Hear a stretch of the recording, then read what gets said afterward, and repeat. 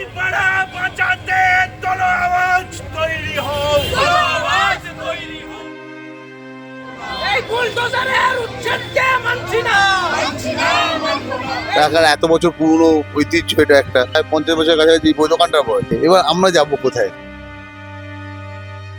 আমরা এই বইপাড়ার উপর নির্ভরশীল থেকেই কিন্তু বড় হয়েছি। বুলডোজার যে সংস্কৃতি রাজ্যে আনতে চাইছে সেটা কিন্তু আমরা রুখে দেব। কলেজ স্ট্রিটের বড় দোকান হোক, রাস্তার ছোট দোকান হোক, সবকিছু সমানভাবে গুরুত্বপূর্ণ।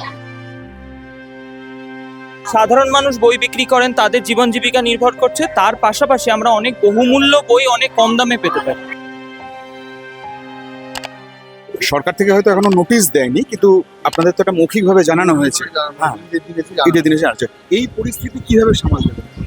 দেখুন, এখন আমাদের এর উপরে তো সবকিছু চলছে। সংসার, আমার ধরুন স্টাফ রয়েছে একটা, তারও সংসার রয়েছে।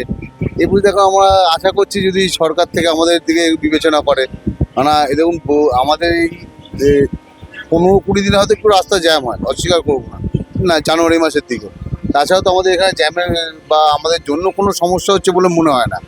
ঠিক আছে, সেই দিকে বিবেচনা করে সরকার, ঢাকার এত বছর পুরনো ঐতিহ্য এটা একটা।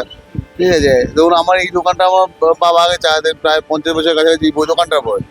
ঠিক আছে, এবার আমরা যাবো কোথায়? এমন একটা বয়সে সরকার হয়তো 5 বছর বাড়িয়েছে চাকরি, কিন্তু আমার সেই বয়স তো ক্রস করে গেছে। এইসব দিকে চিন্তা করে যদি কিছু সরকার আমাদেরকে বিভিন্নভাবে কি করতে পারে। সরকার উচ্ছেদ চলছে, বস্তি উচ্ছেদ চলছে, বইপাড়াও ভীষণ রকম আশঙ্কার মধ্যে দাঁড়িয়ে। আপনারা মানববন্ধন করেছেন, বাঁচানোর জন্য এগিয়ে এসেছেন। আপনাদের ভাবনা কি, কিভাবে এগোতে চাইছেন? দেখুন, আজকের আপনি যে কথাটা নিজেই প্রথমে বললেন, যেভাবে আজকের রেলওয়ে হকার্স উচ্ছেদ হচ্ছে, বস্তি উচ্ছেদ হচ্ছে, আমরা শিক্ষিত মানুষ এবং সমস্ত জনগণই আজকের এই উচ্ছেদকে মানছে না। এই যে নতুন সরকার যে উচ্ছেদ করছে, এটা কিন্তু সাধারণ মানুষ কিন্তু মানছে না। এবং আজকের আমাদের সবথেকে বড় হাতিয়ারের জায়গা, মানে জ্ঞানের জায়গা, সেখানটায় এই রাজ্যের সরকার, বিজেপির সরকার আজকে আক্রমণ নামিয়ে আনছে যে বইপাড়া উঠিয়ে দেবে। এখানে শুধুমাত্র যারা পড়াশোনা করছে তারা নয়, যারা এই বইপাড়াতে সকল মানুষ আছে। একজন শিল্পী মানুষও আসে, যে শিল্প চর্চা করছে তারও এই বইটা জ্ঞানের জন্য লাগে। একজন ছাত্র যে গবেষণা করছে তারও জাগে। পড়াশোনার আঙিনায় যারা আছে তাদের ক্ষেত্রে বই খাতা প্রতিটা নিয়ত আমাদের এই জিনিসটা লাগছে। আজকের এই জিনিসটা যে শিক্ষা হাতিয়ারকে ধ্বংস করা হচ্ছে, আমরা ছাত্র হিসাবে আমার খুবই খারাপ লাগছে এই নতুন সরকারের কাছে।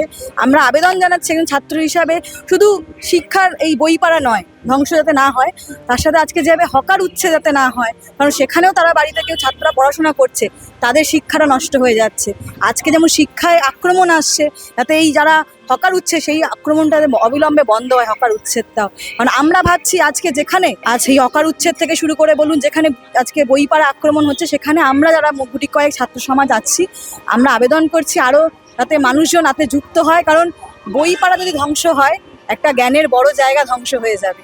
এই জ্ঞানের জায়গাটাকে টিকিয়ে রাখার জন্য, সমাজে সঠিক জ্ঞানের জায়গাটাকে বাঁচিয়ে রাখা জন্য বইপাড়া দরকার। এবং বইপাড়ার সাথে সাথে আজকে ট্রেনের ওখানে যে হকারি বা বস্তি উচ্ছেদ, এটাকেও বাঁচিয়ে রাখা দরকার, কারণ সমাজে তাদেরও বেঁচে থাকার জায়গা আছে। আজকের অর্থনৈতিকভাবে আমাদের দেশ এমনিতেই পিছিয়ে আছে, রাজ্য তো আরও পিছিয়ে।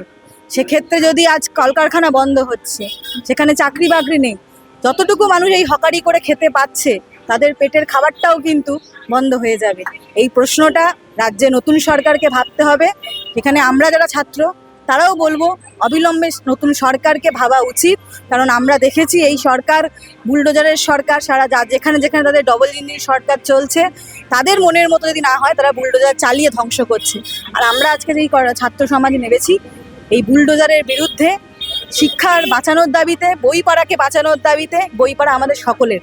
আপনি যে দাঁড়িয়ে আছেন, আপনারও এই বইটা দরকার পড়বে, আমারও দরকার পড়বে, আমাদের নতুন প্রজন্মেরও দরকার পড়বে। তাই বইপাড়াকে বাঁচানো সহ হকার উচ্ছে যাতে বন্ধ হয়, বস্তি উচ্ছে যাতে বন্ধ হয়, এটা আমরা বক্তব্য নতুন সরকারের কাছে। বিভিন্ন জায়গায় যেরকম হকার উচ্ছেদ বিভিন্ন জায়গায় ইতিমধ্যেই হয়েছে। গতকাল আমরা একটা নোটিশ শুনতে পাই একটা, সেখান থেকেই আমরা সাধারণ ছাত্রছাত্রীরা, যারা আমরা এতদিন ধরে যে পড়াশুনো করেছি, বড় হয়েছি কলকাতার বুকে, আমরা এই বইপাড়ার উপর নির্ভরশীল থেকেই কিন্তু বড় হয়েছি। আমরা এখানে ডিসকাউন্টে বই পেয়েছি, কম দামে বই পেয়েছি, এবং সর্বত্র আমাদের পড়াশোনার ওপর নির্ভরশীলতা কিন্তু ওই বইপাড়া থেকে। ফলে সেই জায়গা থেকে আমরা যখন জানতে পারি যে এরকম একটা আক্রমণ আসছে, তখন কিন্তু আমরা সাথে সাথেই সিদ্ধান্ত নিই এবং সমস্ত এখানে যারা দেখতে পাচ্ছেন বিভিন্ন কলেজ বিশ্ববিদ্যালয় ছাত্রছাত্রীরা আমরা এখানে এসে জড়ো হয়েছি। এবং আমরা যেটা বলতে চাই যে এই যে বুলডোজার যে সংস্কৃতি এই রাজ্যে আনতে চাইছে, সেটা কিন্তু আমরা সাধারণ ছাত্রছাত্রীরা ঐক্যবদ্ধভাবে মিলে লড়াই করে কিন্তু আমরা সেটাকে রুখে দেব। একটা জায়গা মানে কার্যত ঐতিহ্যের জায়গা, সংস্কৃতির জায়গা, সেই জায়গাটাকে বলা হয়েছে যে ফুটপাত ফাঁকা করে দিতে হবে। এটাকে কিভাবে দেখছেন আপনারা এই জেনারেশনের ছেলেপিলে? প্রথমত আমরা এই জেনারেশনের ছেলেপিলে যারা পড়াশোনা করতে পছন্দ করি এবং বইকে যারা একটা ঐতিহ্য বা একটা গুরুত্বপূর্ণ সম্পদ মনে করি, তাদের কাছে কলেজ স্ট্রিটের বড় দোকান হোক, রাস্তার ছোট দোকান হোক, সবকিছু সমানভাবে গুরুত্বপূর্ণ। যখন এটা বলা হচ্ছে যে রাস্তা থেকে এরমভাবে যে কটা বইয়ের দোকান আছে ফুটপাতের ওপর, সেগুলোকে তুলে দেওয়া হবে, স্বভাবতই আমাদের মতো যারা কলেজ স্টুডেন্ট তাদের মনে একটা বিরূপ প্রতিক্রিয়া তৈরি হয়েছে। কারণ আমরা এটাকে একবারও সাপোর্ট করছি না ব্যাপারটাকে তোলার জন্য। কারণ একে তো প্রথমত এখানে যারা সাধারণ মানুষ বই বিক্রি করেন তাদের জীবন জীবিকা নির্ভর করছে, তার পাশাপাশি আমরা অনেক বহুমূল্য বই অনেক কম দামে পেতে পারি। এই হকারদের তোলার ফলে দুটো জিনিসে আঘাত করা হচ্ছে, এক শিক্ষা চর্চার জায়গায়, অন্য রুটি রোজগারের জায়গায়। মানে যে কারণে আপনারা এই মানববন্ধনে এসেছেন, আপনারা এটাকে সাপোর্ট করার জন্য আসছেন। বই পড়া বাঁচাতে